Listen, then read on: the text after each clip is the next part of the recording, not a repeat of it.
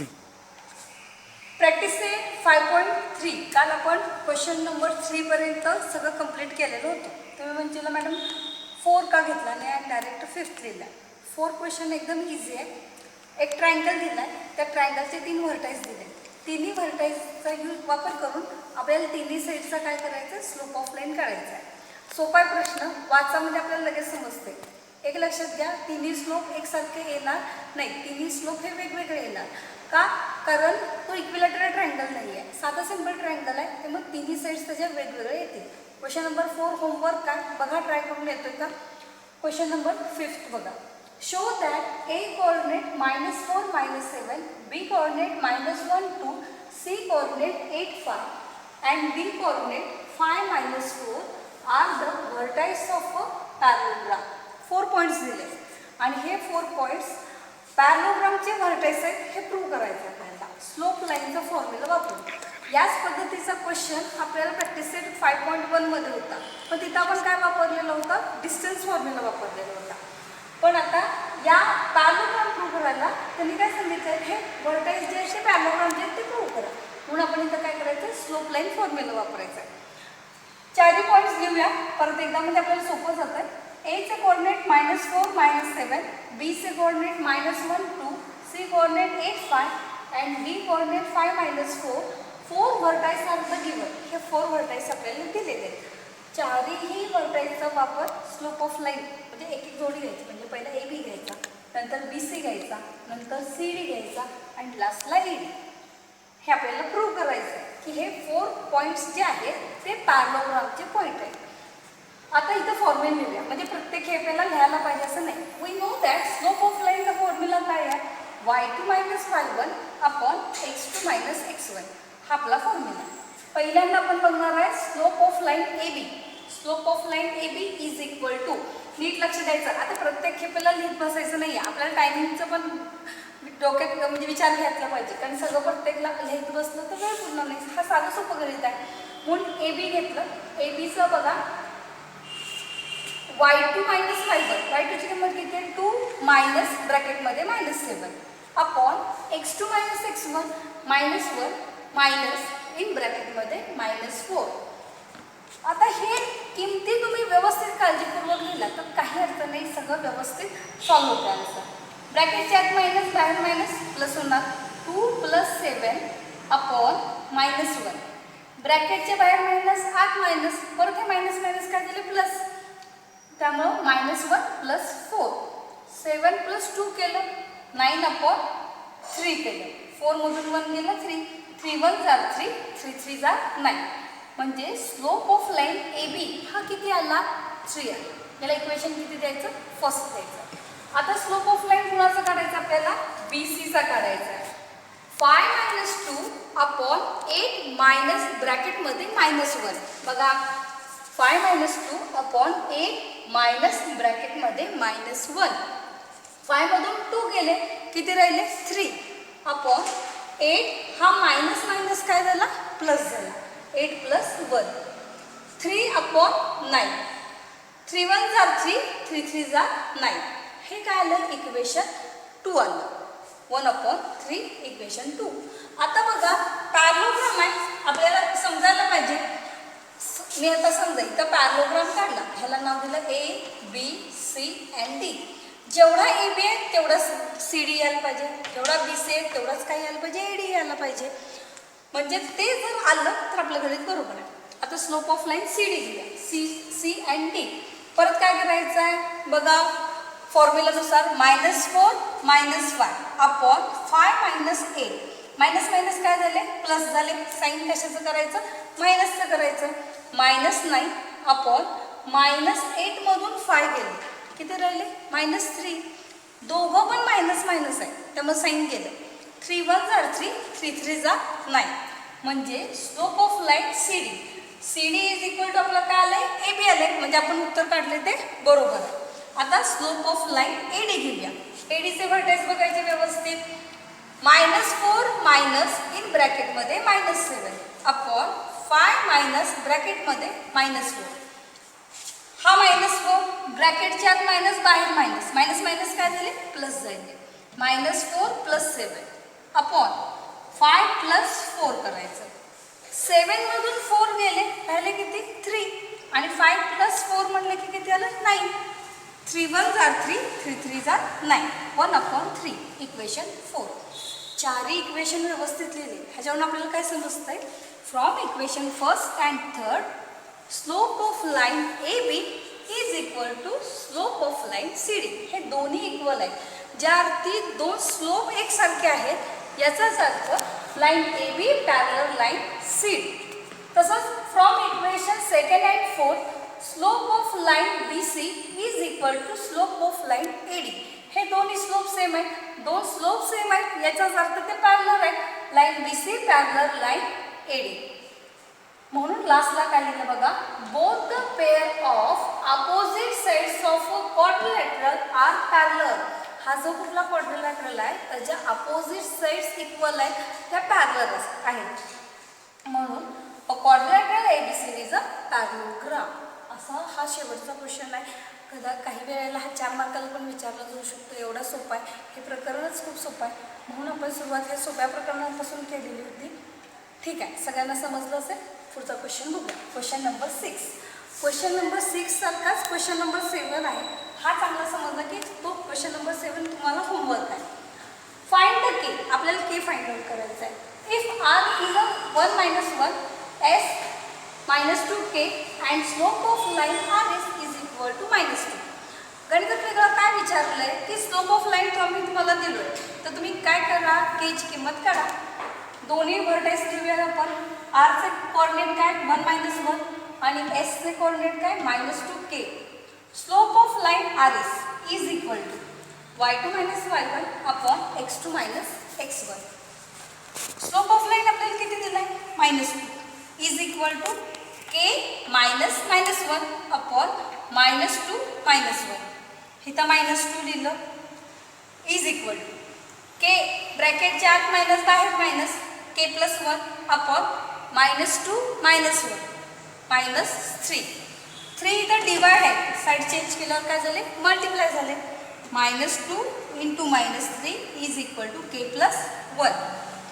गुणाकार करताना मल्टिप्लाय करताना दोन्ही व्हॅल्यूजला मायनस मायनस असेल तर ते काय होणार प्लस होणार.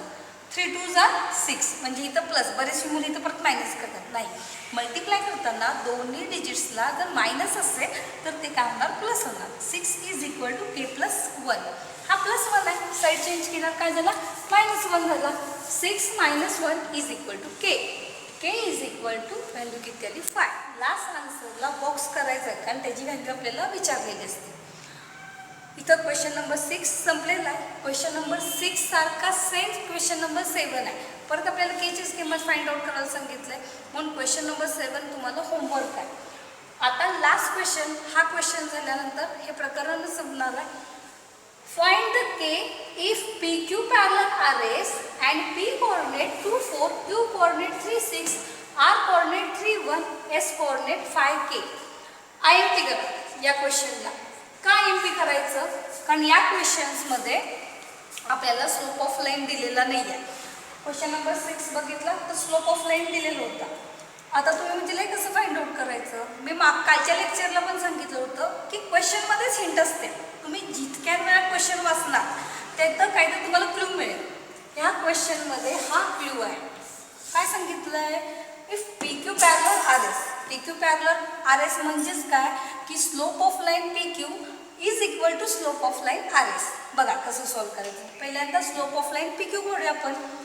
Slope of line P Q is equal to P क्यूचे कोऑर्डिनेट मी इथं लिहिलेले y2 - y1 upon x2 - x1. 6 - 4 करायचं अपॉन 3 - 2. 6 मधून 4 गेले 2 राहिले. 3 - 2 केलं 1 आलं. ठीक आहे. हा 1 बेसमधला नाही लिहिला तरी पण चालतं म्हणजे इज इक्वल टू 2. जसा slope of line P Q काढलं आहे तसं slope of line R S बघूया. आरचे कोऑर्डिनेट 3 1 आणि एसचे coordinate 5. Slope of line R S is equal to y2 - y1 upon x2 - x1. k - 1 upon 5 - 3. k - 1 5 मधून 3 गेले किती राहिले 2 राहिले. हिंट काय दिले आपल्याला P Q parallel R S. जिथं पॅरलर आहे म्हणजे ते काय असणार आहेत, इक्वल असणार आहे. म्हणजे slope of line P Q is equal to slope of line R S. हेच या गणितामध्ये वेगळं आहे. पी क्यू किती काढले आपण, स्लोप 2, आणि slope of line R S किती आहे, के मायनस 1/2. हा 2 डिवाइड आहे, इकडे आल्यावर काय झाला, मल्टिप्लाय झाला. 2 into 2 is equal to k minus 1. 2 2 जा 4 is equal to k minus 1. हा -1 आहे, साईड चेंज केल्यावर प्लस झाला. 4 + 1 is equal to k. So k value is 5. ठीक आहे. इथंपर्यंत 8च क्वेश्चन होते. 8ही क्वेश्चन तुम्हाला व्यवस्थित समजले असतील. काही डाऊट असेल तर परत व्हिडिओ काय करा, पॉज करून परत बघा, म्हणजे तुम्हाला काही शंका असेल ते दूर होईल. आणि त्यातनं नाही समजलं तर कमेंट्समध्ये विचारा, मी पुन्हा एकदा तुम्हाला एक्सप्लेन करून देते. इथं हे प्रकरण संपलेलं आहे. कोऑर्डिनेट जिओमेट्री सोपं होतं म्हणून आपण सुरुवात सोप्यापासून केलेली होती. अभ्यास करा, प्रॉब्लेम सेट आहेत, यासारखी गणितं काय काय ती सॉल्व्ह करून मग करा. जेवढं प्रॅक्टिस चांगल्या पद्धतीनं करशील तेवढं तुम्हाला जिओमेट्री सोपं जाणार आहे. आणि नेहमी त्याच्या कॉन्टॅक्टमध्ये राहून, म्हणजे सारखं त्याच्या सातत्यात गणितं सॉल्व्ह केलं तर कुठलंच प्रकरण अवघड वाटणार नाही. ठीक आहे. आता याच्यानंतर आपण दुसरं प्रकरण बघूया.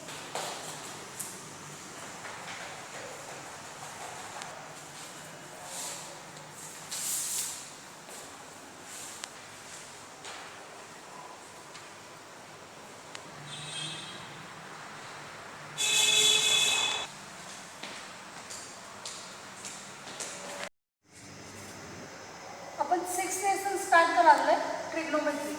ट्रिग्नोमेट्री गेल्या वर्षी 9th स्टँडर्डला सेकंड सेमला आपला होता. आपण तो होता पण त्याच्याशी रिलेटेड हा लेसन आहे, म्हणून हा लेसन आता आपण घेत आहे. छोटासा आहे पण काही तुम्ही जेवढं फॉर्म्युले चांगल्या पद्धतीनं पाठ करणार तेवढं तुम्हाला धडा चांगल्या पद्धतीनं समजणार आहे.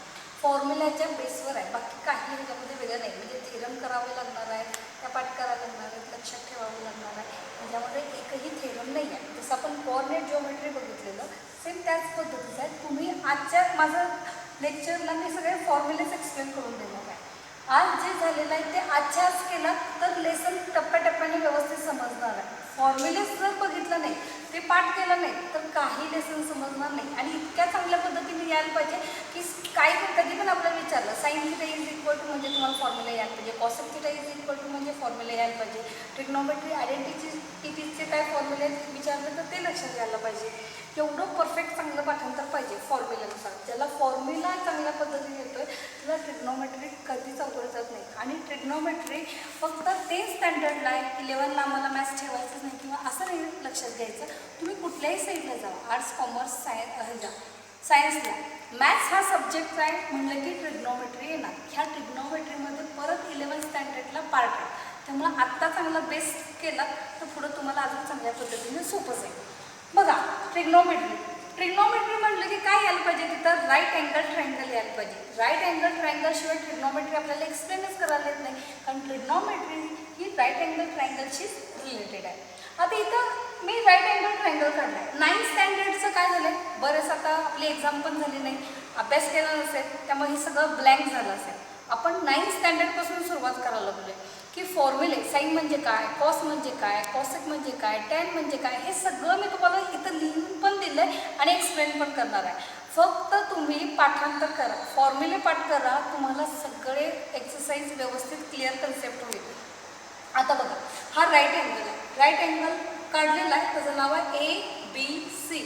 इथं 90 डिग्री आहे आणि इथं एक अँगल तयार झाला आहे.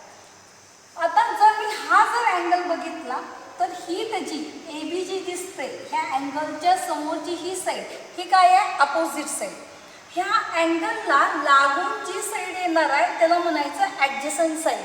आणि 90 डिग्रीच्या अपोजिट जी साईड असते त्याला आपण हायपोटेन्यूस म्हणतो. हे आपल्याला खूप आधीपासून झालेलं आहे. ह्या आधी तिन्ही साईड्स समजायला पाहिजे, कारण ह्या 3 साईडवरती आपल्याला रेशो तयार करायचा आहे. अपोजिट साईड, ॲडजसंट साईड आणि हायपोटेनियस. अँगल कुठून घेतला आहे त्याच्यावरून अपोजिट आणि ॲडजसंट साईड ठरते. समजा मी ए हा अँगल घेतला असता तर ह्या अपोजिट आणि ॲडजसंट ठरतील का, नाही. जर अँगल ए जर घेतला तर ही त्याची अपोजिट येणार आणि ही त्याची ॲडजसंट साईड येणार. म्हणजे 90च्या अपोजिट आहे पण हे हायपोटेनियस असणार आहे. जसा अँगल आहे तशानुसार तुम्हाला ओळखायला यायला पाहिजे अपोजिट आणि ॲडजसंट. हे समजलं. हे आधी बेसिक आहे आपल्या ट्रिग्नोमेट्रीचा. अपोजिट, ॲडजसंट आणि हायपोटेन्यूज या 3 साईड्सवरती रेशो तयार करण्यात आले आणि ह्या रेशोवरून काय काय गुणोत्तर आहे, काय काय रेशो आहे ते बघूया. पहिला बघितलं साइन थिटा. मी हा अँगल कॉन्स्टंट ठेवला आहे. Sine theta. साइन थिटाचा फॉर्म्युला काय? Opposite sides upon hypotenuse. Sine theta म्हणले की नेहमी लक्षात ठेवायचं अपोजिट साईड्स अपॉन हायपोटेनियस. साइनचे नेहमी अपोजिट कोण असणार आहे? Cosec theta. कॉसेक थिटा नेहमी काय करायचं? उलटं करायचं. Hypotenuse upon opposite side. आलं लक्षात? हे दोघांचं रिलेशन आहे साइन कॉसेक. साइन काय सांगतोय? Opposite side upon hypotenuse. तर कॉसेक त्याच्याबरोबर उलटं हायपोटेनियस अपॉन अपोजिट साईड्स. आता इकडे बघा हा अँगल घेतलाय. अपोजिट साईड्स कुठली आहे? A B. हायपोटेनियस कुठला आहे? A C. म्हणून मी इथं असं लिहिलं in triangle A B C A B upon A C. मग कॉसेक्सची किंमत काय येणार? बरोबर ह्याच्या उलटं लिहायचं ए सी अपॉन ए बी. समजलं सगळ्यांना? साइन आणि कॉसेक. जसं साइन आणि कॉसेक बघितलं तसं आपल्याला कॉस आणि सेक बघायचं आहे. कॉस काय सांगणार? Cos theta is equal to adjacent side upon hypotenuse. कॉसच्या अपोजिट नेहमी कोण असणार आहे? सेक थिटा असणार आहे. सेक थिटा काय सांगतोय? Hypotenuse upon adjacent side. आलं लक्षात? 4 फॉर्म्युले मी सांगितले. काय सांगितलं? Cos theta is equal to adjacent side upon hypotenuse. कॉसचे नेहमी अपोजिट कोण असणार आहे? सेक थिटा असणार आहे. Hypotenuse upon adjacent side. आता इथं ट्रायंगलचे साईड्स बघा. ॲडजसंट साईड कुठली आली आहे? B C. आणि हायपोटेनियस कुठला आला? ए C. B C upon A C. आणि सेक थिटाचं कसं आलं उलटं? ए सी अपॉन बी सी. समजलं? आता टॅन थिटा. टॅन काय सांगतोय? तुम्ही आता हे घेतलं हायपोटेनियस घेतलं, ॲडजसंट साईड घेतलं, हायपोटेनियस घेतलं, तर टॅन सांगतोय हायपोटेनियसला पण कॅन्सल करूया. Opposite sides upon adjacent side. Cot theta is equal to opposite side upon adjacent side. Tan थिटाच्या बरोबर उलटं कोण आहे? Cot theta. उलटं करायचं adjacent side upon opposite side. इथं ट्रायंगलमध्ये बघितलं तर कसं येणार? A B upon B C. हे आलं टॅन थिटाची व्हॅल्यू. तर कॉट थिटा आपल्याला काय सांगते? B C upon A B. हे बेसिक आहे. हे चांगलं पाठ करा. साधं सोपं आहे. तुम्ही एक 10 मिनिटं व्यवस्थित लक्ष ठेवून बघितलं तर लक्षात येते. साईनच्या अपोजिट कॉसेक, कॉसेकच्या अपोजिट सेक, कॉसच्या अपोजिट सेक, सेकच्या अपोजिट कॉस, टॅनच्या अपोजिट कॉट, कॉटच्या अपोजिट टॅन. हे चांगलं करा. मी सारखं सारखं सांगायला लागले. पुढचे फॉर्म्युले बघूया. मग अशी मी काय सांगितलं? साईनच्या अपोजिट कॉसेक थिटा आहे. मग साईन थिटा काय फॉर्म्युला सांगते? 1 अपॉन कॉसेक थिटा.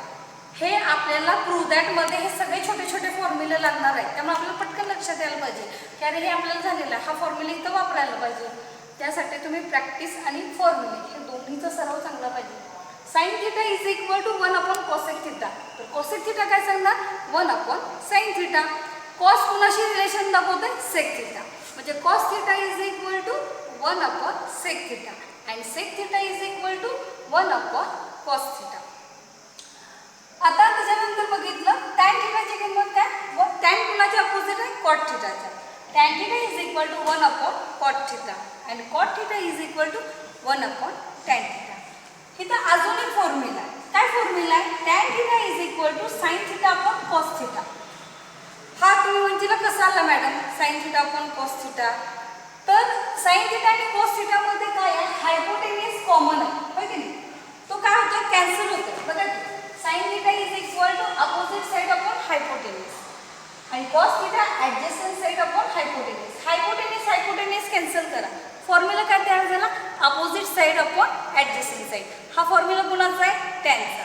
म्हणून टॅनचा अजून एक फॉर्म्युला काय आहे ना? Sine theta upon cos theta. टॅनच्या अपोजिट नेहमी कोण असणार आहे? कॉट थिटा असणार आहे. कॉट काय सांगणार? Cos theta upon sine theta. इथं पण समजले व्यवस्थित?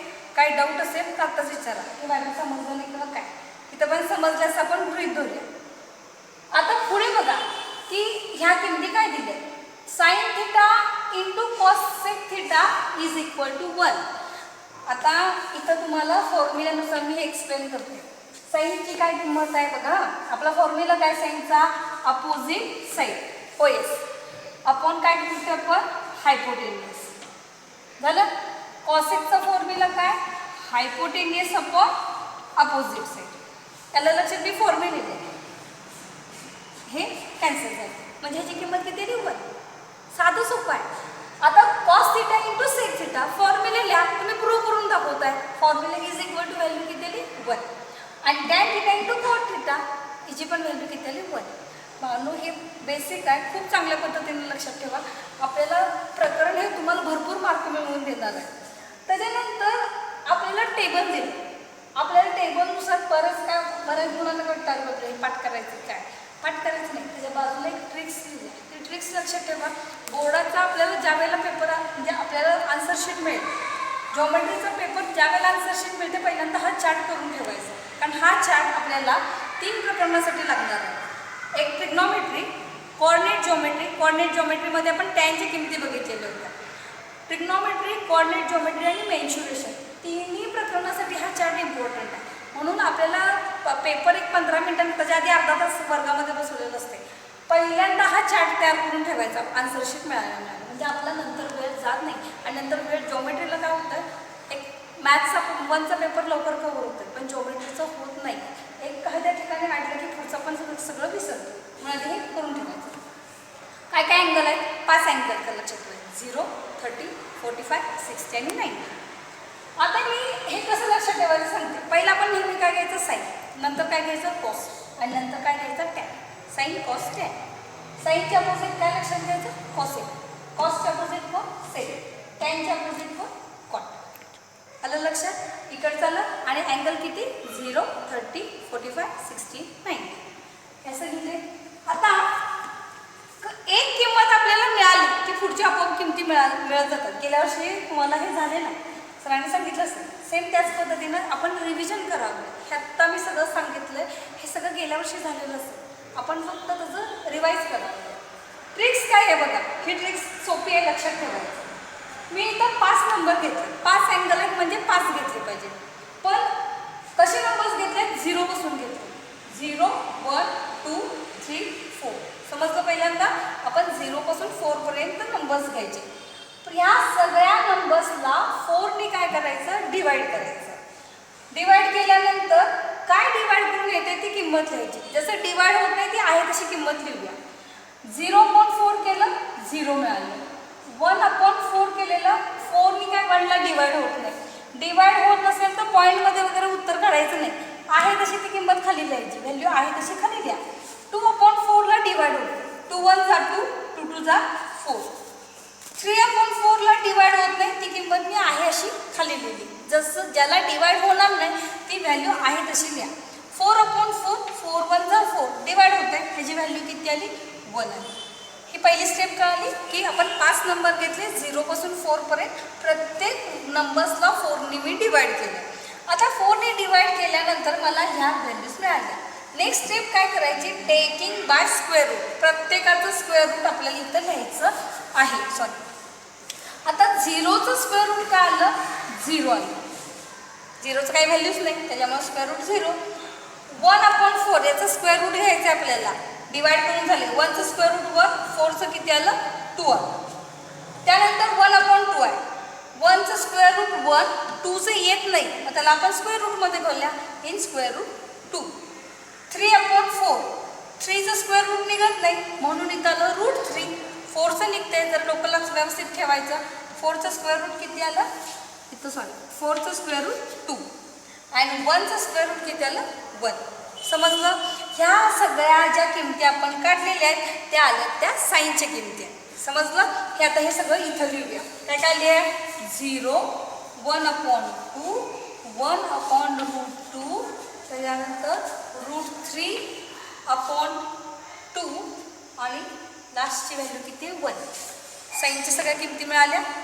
आता काही वेळेला पुस्तकामध्ये इथं 0 न लिहिता नॉट डिफाईन्ड लिहिले. दोन्हीचा अर्थ तेच आहे, 0 काय नाही नॉट डिफाईन्ड. आता सिक्वेन्सने आपल्याला जायचं आहे. इथं साईनच्या किमती संपल्या. ह्याच किमती उलट कुणाला लिहायला यायच्या कॉस थिटाला. म्हणजे कसं लिहिते बघा, 1 त्यानंतर 3√3/2 परत इथं आलं 1/√2, इथं 1/2 आणि इथं काय आलं 0. 2 किमती आपल्याला मिळाल्या. ठीक आहे. आता आपल्याला फॉर्म्युला कसं उपयोगाचा येत पडतोय बघा. हे जरा पुसते मी म्हणजे आपल्याला चांगल्या पद्धतीने लक्षात येईल.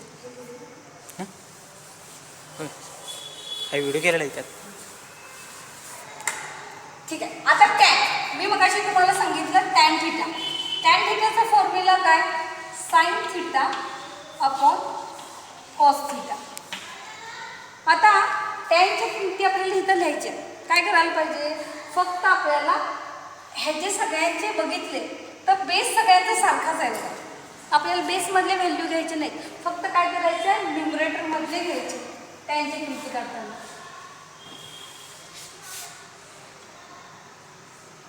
बघा आता इथं 0 आहे आणि इथं 1 आहे. तुम्ही म्हणजे न्यूमरेटर डिनोमिनेटर नाहीच आहे. 0/1 म्हणजे काय व्हॅल्यूच नाही. तिथं किती आली? 0. मी काय सांगते फक्त न्यूमरेटर, कारण बेस त्याचा सारखाच आहे त्यामुळे बेस घ्यायचं नाही, फक्त न्यूमरेटरच्या किमती घेतल्या. 1/√3. समजलं? पुढची काय? 1/1 म्हणजे फक्त 1 एकदाच लिहूया. √3/1 म्हणजे फक्त √3 लिहिला तरी पण चालतंय. 1/0 किंमत काय आली? 0. आलं लक्षात? टॅनचे अपोजिट कोण असते? Cot theta. मग याच किमती आपण कॉटला काय लिहूया? विरुद्ध लिहूया. 0 √3 1 1/√3 परत काय आलं? 0. समजलं? आता आपल्याला कॉसेक थिटा. आता परत बघायचं कॉसेक थिटा. कॉसेकचा फॉर्म्युला काय? 1/sin theta. आपल्या इथं ज्या साईनच्या किमती आल्यात त्या फक्त उलटल्या जायच्या. म्हणजे काय केलं बघा, पहिली किंमत 0 आहे म्हणून मी इथं 0च लिहिलं. 1/2 ते उलटं करायचं म्हणजे काय झालं? 2/1. हा 1 नाही लिहिला तरी पण चालतो. पुढं काय? 1/√2 आहे म्हणजे काय आलं? √2/1. परत मी 1 लिहित नाही बेसमधला. √3/2 आहे म्हणजे 2 काय आलं? √3. आणि शेवटीची व्हॅल्यू काय? 1 म्हणजे ह्याची पण किंमत किती आली? 1. कॉसेकच्या बरोबर उलटं सेक आहे मग ह्याच किमती सेकला लिहित जाऊया. काय काय आलं? 1 2/√3 त्याच्यानंतर √2 इथं 2 आणि इथं काय लिहिलं मी? 0. समजलं? आलं लक्षात? ठीक आहे. हा चार्ट महत्त्वाचा आहे. परत एकदा व्हिडिओ रिव्हर्स करून बघितलं तर अजून चांगल्या पद्धतीनं समजेल. याच्यानंतर आपल्याला हे खूप महत्त्वाचं आहे. प्रॅक्टिस सेट 6.1 आपल्याला हे फॉर्म्युले चांगल्या पद्धतीने यायला पाहिजेत. प्रूव्ह दॅट करायचं. हे चांगलं पाठ करा. sin² theta plus cos² theta is equal to 1. sin² theta plus cos² theta is equal to 1. याच्यावरती 4 मार्काची गणित आहे. 4 मार्काची पण आहेत आणि 5 मार्काची. ह्या सगळ्या फॉर्म्युलाच्या बेसवर. म्हणून हे मोस्ट IMP आहे. लिहिताना पण इथं IMP लिहिले. sin² theta plus cos² theta is equal to 1. cos² theta is equal to 1 plus cot² theta. cos² theta is equal to 1 plus cot² theta. आणि लास्टचा sec² theta is equal to 1 plus tan² theta. समजलं इथंपर्यंत? ठीक आहे. जेवढे important फॉर्म्युले होते तेवढे सगळे दिलेले. चांगलं रिमाइंड करा. मग आपण प्रॅक्टिस सेट 6.1 स्टार्ट करायचं.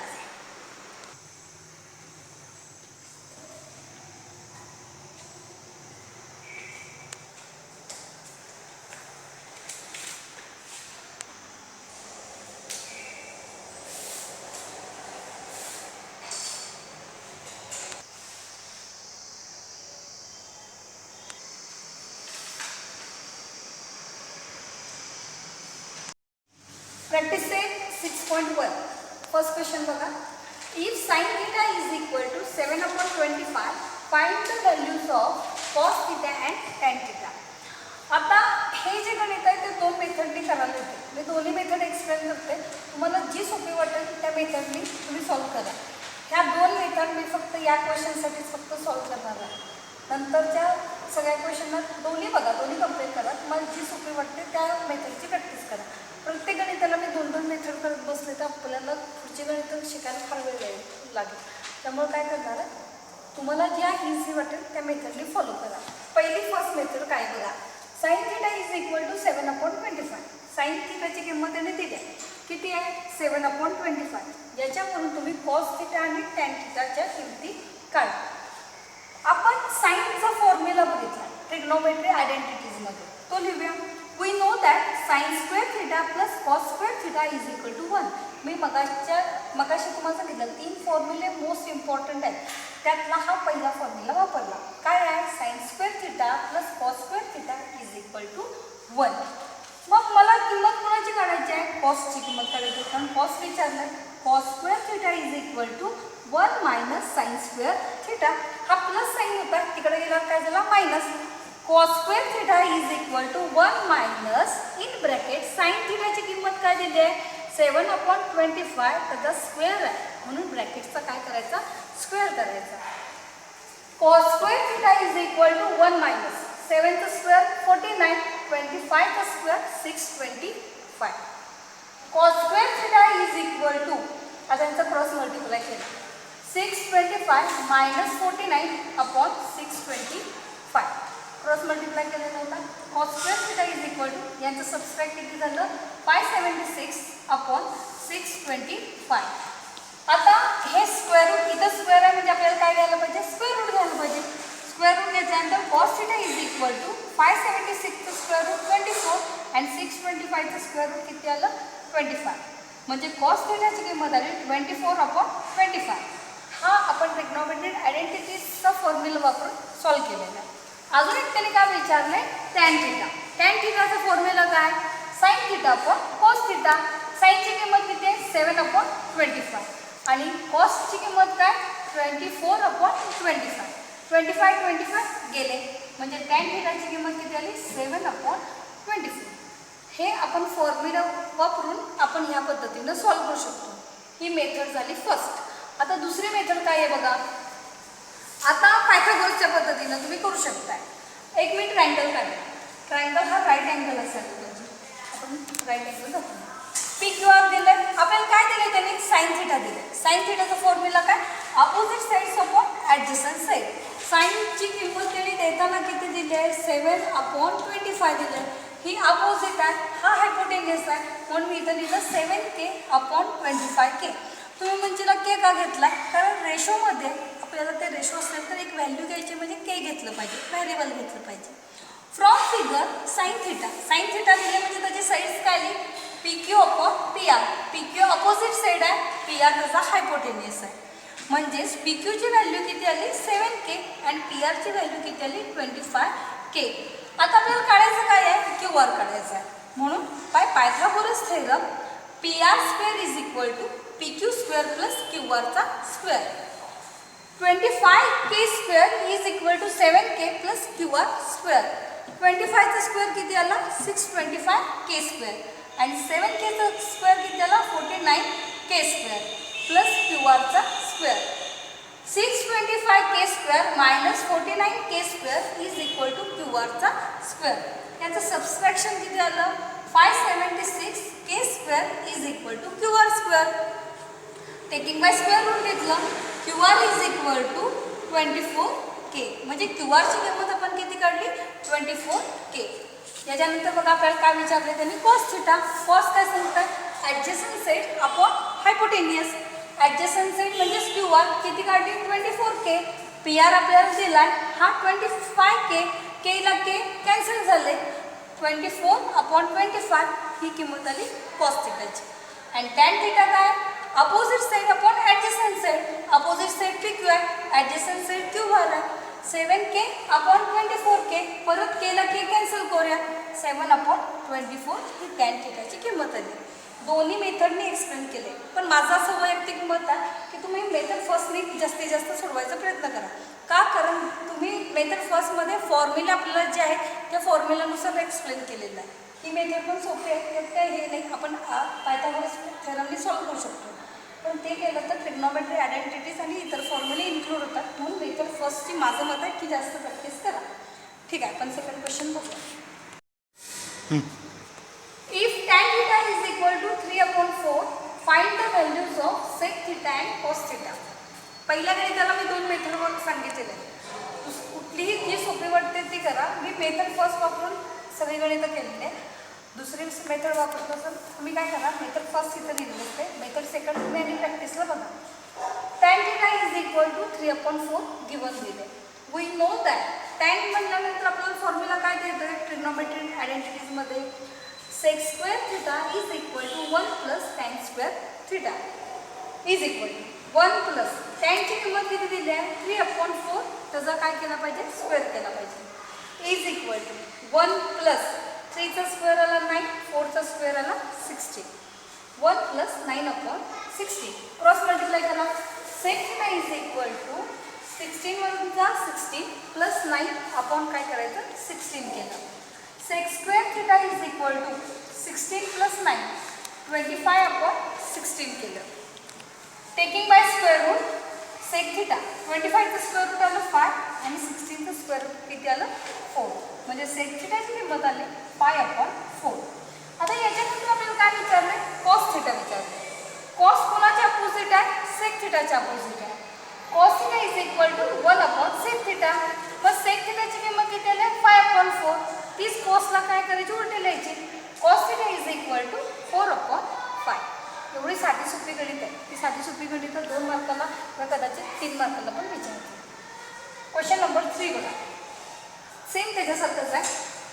If cot θ is equal to 40/9 find the values of cosec θ and sin θ. cot ची किंमत दिली आहे, याच्यावरून तुम्ही cosec ची किंमत काढा आणि sin ची किंमत काढा असा प्रश्न आहे. cot θ इज इक्वल टू 40/9 आपल्याला गिवन मध्ये दिले. वी नो दॅट cot च्या संदर्भात ट्रिग्नोमेट्री आयडेंटिटीज मध्ये काय फॉर्म्युला आहे cosec² θ is equal to 1 + cot² θ. Formula trigonometry आयडेंटिटीजचे फक्त 3 आहे. तिन्ही पाठ करा, आपल्याला लगेच समजतं गणित कसं सॉल्व करायचं ते. इज इक्वल टू च्या इज इक्वल टू 1 + cot ची किंमत काय 40/9 ब्रॅकेट स्क्वेअर 1 + 4चा स्क्वेअर किती आहे 16. त्याच्यावरती स्क्वेअर आहे म्हणजे 2 झिरो द्यायचे म्हणजे 1600 अपॉन 9चा स्क्वेअर आला 81. परत यांचा मी काय करणार क्रॉस मल्टिप्लाय केला. Is equal to 81 + 1600 upon 81 is equal to 1681 upon काय करायचं 81 टेकिंग बाय स्क्वेअर रूट. आता हा लक्षात येतो आपल्याला 1681 नाही लक्षात असेल तर लक्षात ठेवा 1681 हे 41चं स्क्वेअर आहे. त्याचा स्क्वेअर रूट किती आला 41 आणि 81चं स्क्वेअर रूट किती आला 9. कॉसेक मिळालं. कॉसेक कोणाच्या अपोजिट असतो साइनच्या म्हणजे sin θ is equal to 1/cosec θ 1/41 काय केलं 9 केलं. तुझं उलटं करा sin θ इज इक्वल टू 9/41. समजलं इथंपर्यंत. आता 4th क्वेश्चन बघा जरा वेगळ्या पद्धतीने. इथं सोपे सोपे विचारलेले या क्वेश्चन्समध्ये काय बघ.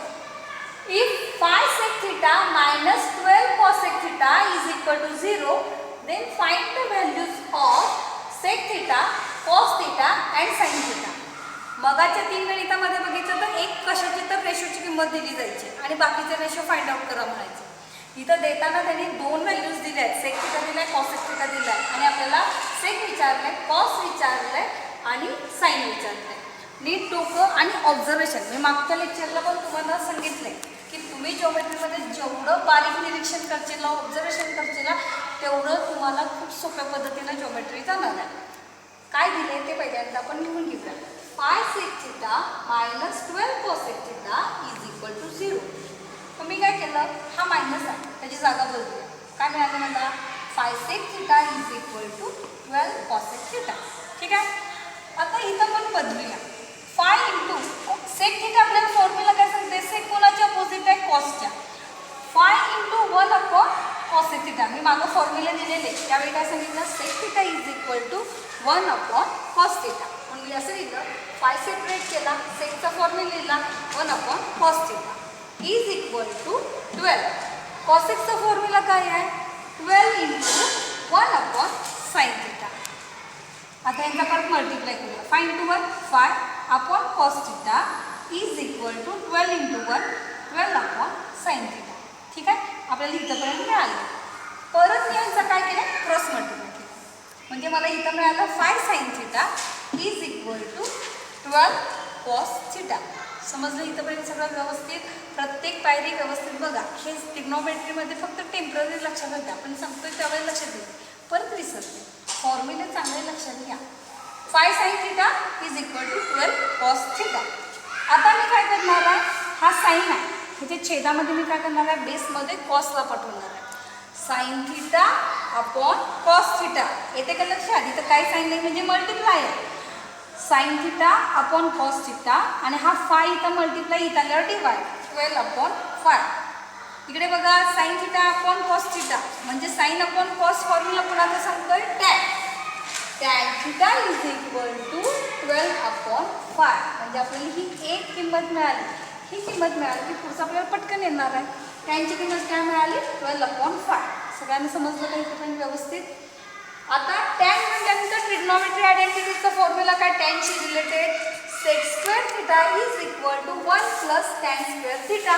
हा ट्रिग्नॉमेट्री मधला आपला फॉर्म्युला आहे. मग 1 प्लस टॅनची किंमत काय आल्या 12/5 ब्रॅकेटचा स्क्वेअर. 1 प्लस 12चा स्क्वेअर आला 144, 5चा स्क्वेअर आला 25. त्यांचा मी क्रॉस मल्टिप्लाय केलं. 25 प्लस 144 अपॉन 25 केलं. 25 प्लस 144 बेरीज किती आली 169 अपॉन 25. ह्याचं स्क्वेअर रूट घेऊया. Taking by square root sec theta is equal to 13/5. Sec मिळाला. अजून आपल्याला काय विचारलंय त्याने कॉस विचारले. कॉस सेक थिटा कॉसच्या अपोजिट आहे म्हणजे cos theta is equal to 1 sec theta.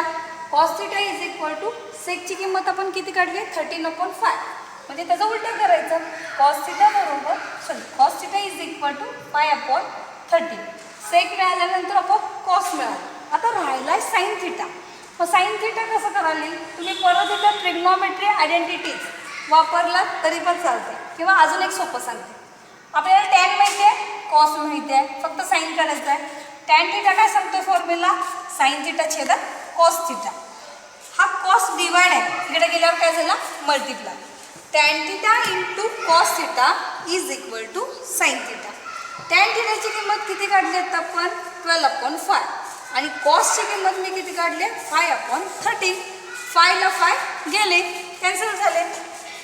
राहिले किती 12/13 म्हणजे sine theta is equal to 12/13. तुम्ही फॉर्म्युले जेवढे चांगल्या पद्धतीने लक्षात ठेवशीला तेवढं तुम्हाला सोपं वाटणार आहे. मग इथं तुम्ही म्हणजे मॅडम इथं मी ट्रिग्नॉमेट्रीचा फॉर्म्युला वापरला तरी पण चालतं किंवा तुम्ही असं म्हणणार नाही आम्ही पायथागोरसच्या ह्याच्याने केलं तिथनं पुढं कंटिन्यू पायथागोरस करा. बेसिकली लक्षात यायला पाहिजे कुठं काय फॉर्म्युले वापरले पाहिजेत. मग भरपूर ह्याला ऑप्शनलला मेथड आहे. ठीक आहे आपण नेक्स्ट क्वेश्चन बघूया.